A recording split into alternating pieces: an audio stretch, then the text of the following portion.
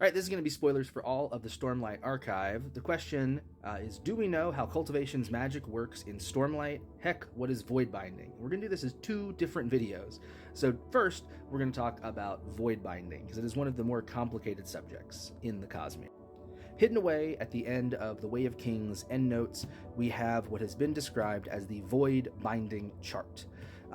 And they're these symbols. They've been explained not at all. There are some great theories about what they might mean. They seem to be indicating the giving of surges and abilities.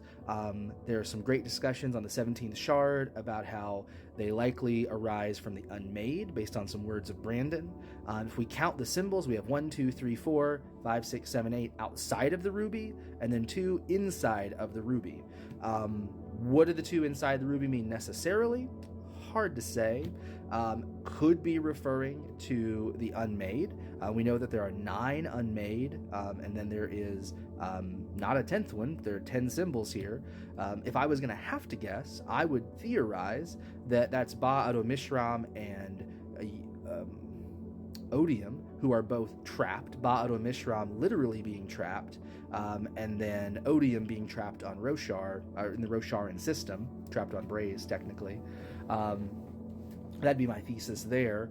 But I think another good guess would be that refers to the Thrill being trapped, and Ba-Ado-Mishram being trapped as of the end of Book 4.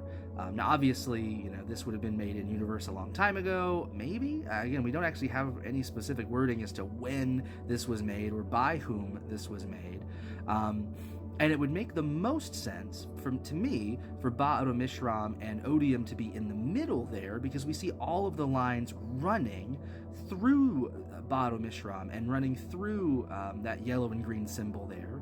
And we know that Ba-Ado-Mishram and Odium were both able to grant surge binding abilities and void binding abilities to the fused during the times of the desolations. Odium during the original desolation, then Ba-Ado-Mishram during the false desolations. So my guess would be that this is indicating to us the source of the power being the Unmade and Odium. And there's some great theories about how there might even be some connections, this is spoilers for Mistborn here, some connections to Hemalurgy as an end, a magic system that is negative, where you have to destroy investiture. If we think about the death rattles, a person has to die in order for future sight to be accessed by the death rattles. In order for the feasting to happen, you're eating yourself to death. For Ja'anat to change you, you have to lose some aspect of yourself as your original spren. For the Midnight Mother to make a copy of you, you have to die. So really some interesting things going on. Sadly, just not a lot that we know about Voidbinding.